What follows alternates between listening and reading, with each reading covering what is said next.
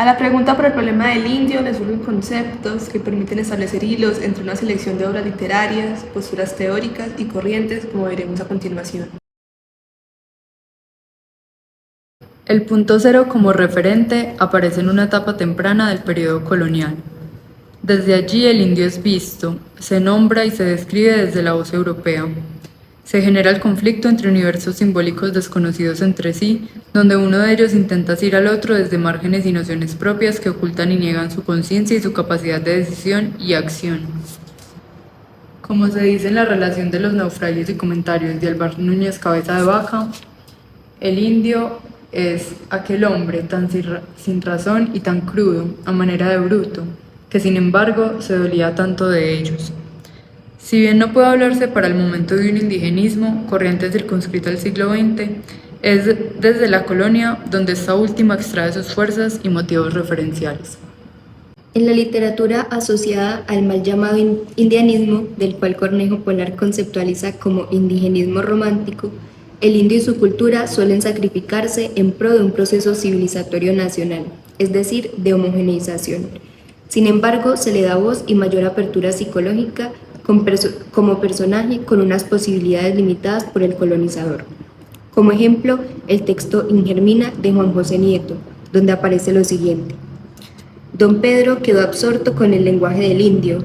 Alonso, que había asistido al consejo que debía juzgar los delincuentes, tomó su defensa y, siguiendo su opinión conciliadora, se pusieron todos en libertad y se les devolvió contentos con algunos presentes que se hicieron a los más notables.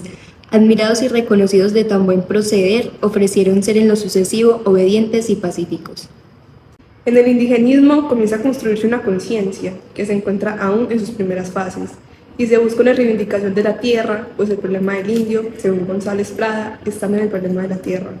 Es decir, se le debe tomar desde una mirada económica, política y social y no desde lo moral y étnico. De lo mencionado anteriormente se da un conflicto, pues en las representaciones literarias aún no es el indígena quien habla, pese a que se reconstruye su voz y la época que lo enmarca.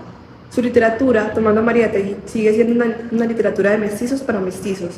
Además, su tiempo es aún del presente, se centra en lo que ha quedado. Estos elementos, tomando un concepto de Cornejo Polar, conforman una heterogeneidad debido al uso de la cultura cosmopolita en lo local, pero desde una interpretación y no desde una asimilación.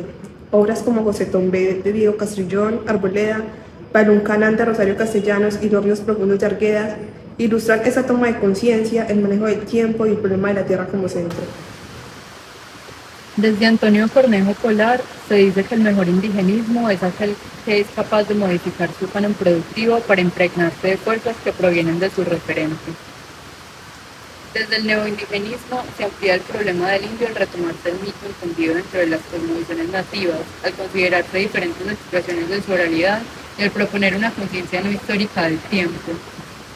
Esto se puede evidenciar desde el texto Muy Caribe está de Mario Escobar Velázquez, cuando dice: a Caín le ofrecí la mejor de mis dagas y demasiadas sartas de collares por ello.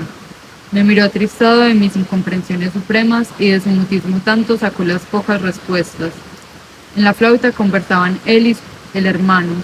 Se perdonaban a veces, peleaban en otras, volvían a perdonarse, lloraban y reían. En lo que denominaremos literatura indígena, el indio toma la palabra, vuelve a nombrar lo colonizado e introduce elementos de su idioma y su cultura en las formas occidentales de la escritura y el español. Asimismo, es consciente de su historia y presente en conflicto, como vemos en el poema Yo soy un indio de Socoyotzi. Teóricos como Muyolema y Fusicanqui abrirán las puertas para entender al indio como sujeto con posibilidades de expansión o indianización en el mundo. Así conviven, por ejemplo, universos simbólicos como el mapuche y la tradición cristiana, lo urbano y lo rural, en poetas como David Añiñir, quien se define como mapurbe o ameraucano.